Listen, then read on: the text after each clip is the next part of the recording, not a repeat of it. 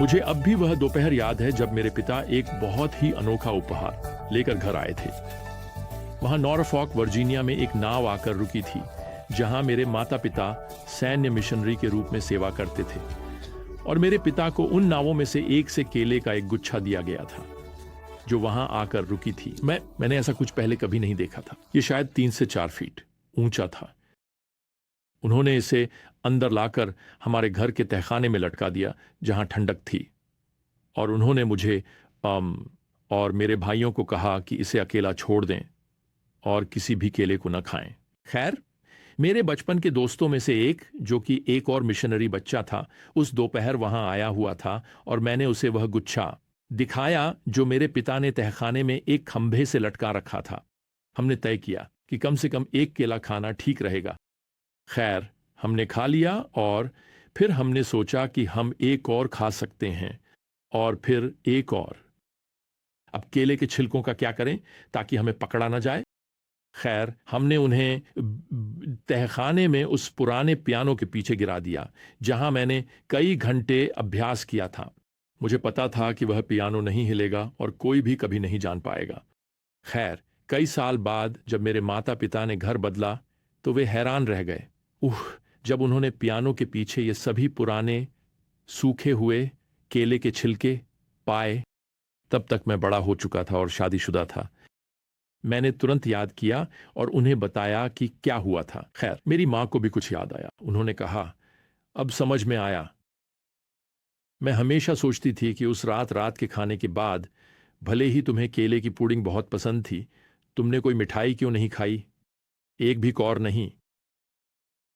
खैर, मैं आपको बताता हूं, पाप का एक तरीका होता है कि वह अंततः उजागर हो जाता है। वास्तव में बाइबल कहती है कि आप निश्चित हो सकते हैं कि आपका पाप आपको ढूंढ निकालेगा। गिनती 32-23। इज़राइल के लोग एक विशेषाधिकार प्राप्त लोग थे। भगवान ने उन्हें फल प्रदान किया था, जैसे कि एक बहुत ही उपजाऊ भूमि, अपनी उपस्थिति और अपनी सुरक्षा के आशीर्वाद के साथ। लेकिन उनके सभी विशेषाधिकारों का मतलब यह नहीं था कि वे बिना जवाबदेही के तिनान्मो पाप कर सकते थे। वास्तव में एक लेखक ने इसे इस तरह कहा, विशेषाधिकार जिम्मेदारी लाता है और जिम्मेदारी जवाबदेही लाती है। खैर, अब यहां यहेजकेल अध्याय 15 से 17 में प्रभु यह सत्य दृढ़ता से स्थापित करने जा रहे हैं कि वे जवाबदेह हैं। यरूशलेम गिरने वाला है, यहूदा के लोग निर्वासन में जाएंगे। उम्मीद जो उन सभी निर्वासितों की बाबुल में है कि यरूशलेम नष्ट नहीं होगा, खैर सच्ची वे उम्मीदें टूटने वाली हैं। केले के छिलके यूं कहें तो खोज लिए गए हैं। भगवान अपनी बात को स्पष्ट करने के लिए भविष्यवक्ता यहेजकेल को 3 दृष्टांत देते हैं ताकि वे इन निर्वासितों को उपदेश दे सकें। पहला, इसे हम बेकार बेल का दृष्टांत भी कहेंगे। अब यह अध्याय 15 में पाया जाता है, और यह किसी भी विचार को मिटा देता है कि प्रभु यहूदा और यरूशलेम पर न्याय को रोकने वाले हैं, सिर्फ इसलिए कि खैर वे उनके लोग हैं। यहां पद 2 में प्रभु यह प्रश्न पूछते हैं, बेल की लकड़ी किसी भी लकड़ी से कैसे श्रेष्ठ है? वह बेल की शाखा जो जंगल के पेड़ों के बीच है। खैर, इसका उत्तर स्पष्ट है, यह नहीं है। एक बेल अन्य लकड़ी की तुलना में उतनी मूल्यवान नहीं होती। आप फर्नीचर नहीं बना सकते, आप छोटे पतले बेलों से घर नहीं बना सकते। एक बेल केवल फल उत्पन्न करने के लिए अच्छी होती है, और एक बेल जो फल नहीं उत्पन्न कर रही है, उसे स्पष्ट रूप से आग जलाने के लिए उपयोग किया जाता है। खैर, अब तक यहूदा में रहने वाले लोग, कहने का मतलब है, 2 बार आग से बच गए हैं। जब बाबुलियों ने 605 ईसा पूर्व में आकर कई बंदियों को ले लिया था, और फिर जब वे 563 ईसा पूर्व में फिर से आए, लेकिन वे बाबुलियों के तीसरे आक्रमण से नहीं बच पाएंगे। यह वह समय है जब यरूशलेम और मंदिर वास्तव में जला दिए जाएंगे। देखिए, लोगों ने आध्यात्मिक फल नहीं उत्पन्न किया है, इसलिए प्रभु यहां उन्हें 7वें पद में कहते हैं, आग उन्हें अभी भी भस्म कर देगी, और मैं इस भूमि को उजाड़ बना दूंगा, क्योंकि उन्होंने विश्वासघात किया है। दूसरे शब्दों में, वह बेल को जला देंगे। अब अगर कोई सोच रहा है कि यह भगवान की ओर से थोड़ा कठोर है, तो खैर, उनके पाप की सीमा अब एक अविश्वासी पत्नी की दृष्टांत में वर्णित की गई है। यह अध्याय दिस हाउस है। यहां प्रभु यरूशलेम की कल्पना करते हैं, अर्थात शहर के लोगों की, एक महिला के रूप में। वह इस उपमा में एक अवांछित बच्ची थी के रूप में शुरू होती है। भगवान उस लड़की को बचाते हैं, वह उसकी देखभाल करते हैं, उसे पालते हैं, पद्य 3 से 7 तक।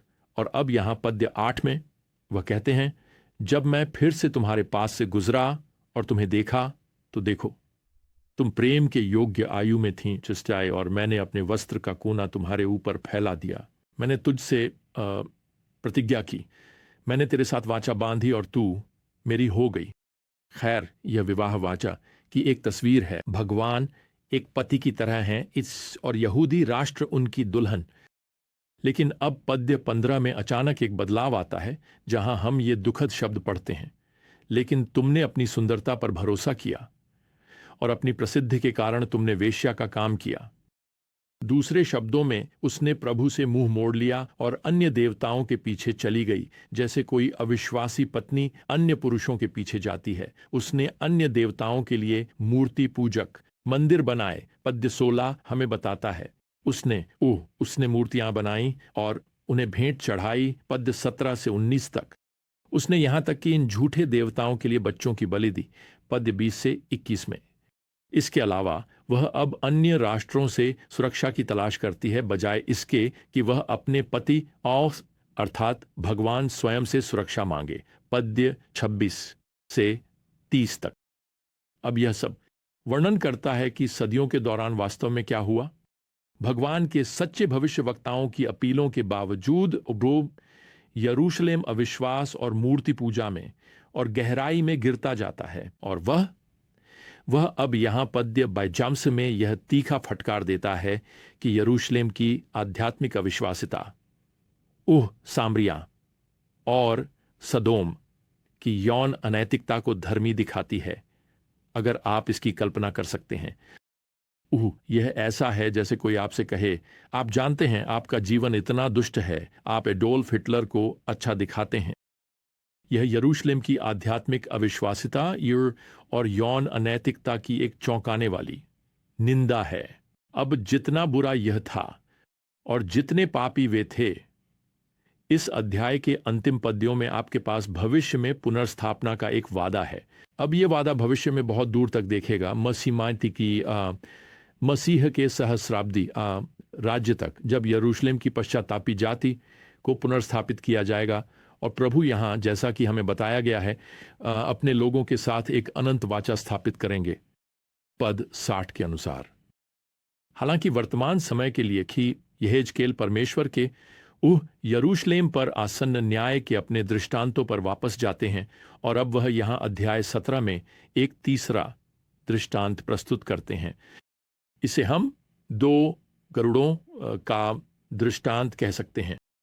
अब इस दृष्टांत में जो यहेजकेल को दिया गया है, एक महान गरुड़ देवदार के पेड़ की छोटी को हटा देता है, उसे एक समृद्ध शहर में ले जाता है और वहां उसे लगाता है। फिर गरुड़ कुछ बीज लेता है और उसे एक ऐसी जगह पर लगाता है जहां वह एक स्वस्थ बेल में बढ़ता है। अब इस बिंदु पर एक और गरुड़ प्रकट होता है और वह उस बेल की ओर आकर्षित होता है जो इस दूसरे गरुड़ द्वारा पानी पाना चाहती है। अब इस दृष्टांत को यहां पद 2 में एक पहेली कहा गया है, और यह निश्चित रूप से बिना किसी प्रकार की व्याख्या के समझना कठिन है, और सौभाग्य से भगवान इसे समझाते हैं। यहां पद 11 से शुरू करते हुए, पहला गरुड़ बाबुल का राजा नबूकदनेस्सर है। पेड़ की छोटी यहूदा का राजा यहोयाकीन है, जिसे हटा दिया जाता है और बाबुल ले जाया जाता है। नबूकदनेस्सर यहोयाकीन की जगह यहूदा के राजा के रूप में सिदकिय्याह को नियुक्त करता है। अब वह सिदकिय्याह और यहूदा में बचे हुए लोगों को जीवित रहने की अनुमति देता है, खैर जब तक वे बाबुल को कर देते हैं। अब यहां दूसरा गरुड़ मिस्र का प्रतिनिधित्व करता है, और यह वह राष्ट्र है जिससे सिदकिय्याह बाबुल के खिलाफ विद्रोह में मदद के लिए अपील करता है। अब जब यहेजकेल इसे लिख रहे हैं, सिदकिय्याह ने अभी तक विद्रोह नहीं किया है, लेकिन वह करेगा। वास्तव में प्रभु यहाँ पद 16 में घोषित करते हैं कि क्या होगा। बाबुल में वह यानी सिदकिय्याह मरेगा। फिरौन अपनी शक्तिशाली सेना के साथ युद्ध में उसकी मदद नहीं करेगा। वह यहाँ पद 21 में जोड़ते हैं, उसकी सेना वर्ड तलवार से गिरेगी और बचे हुए हर दिशा में बिखर जाएंगे। अब प्रिय, यहूदा पर जल्द ही आने वाले इस दुखद न्याय की भविष्यवाणी देने के बाद भी भविष्य की आशा का एक संदेश है।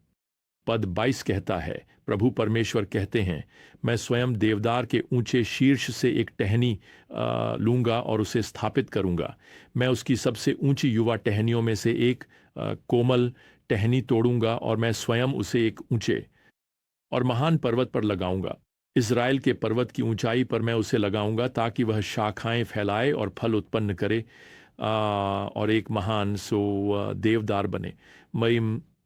खैर, यह वादा उस दिन की ओर इशारा करता है जब यीशु मसीहा लौटकर पूरी पृथ्वी पर शासन करेंगे। लेकिन हमारे पास आज के लिए समय समाप्त हो गया है या लगभग समाप्त हो गया है। लेकिन मुझे बस इतना जोड़ने दें कि ये अध्याय यहाँ यहेजकेल में हमें आज के दिन तक चेतावनी दे रहे हैं कि हम परमेश्वर के वचन के खिलाफ पाप न करें। उसका वचन हमेशा सच होता है। अब ऐसा लग सकता है कि पाप के ये केले के छिलके खोजे नहीं जाएंगे, लेकिन वे खोजे जाएंगे।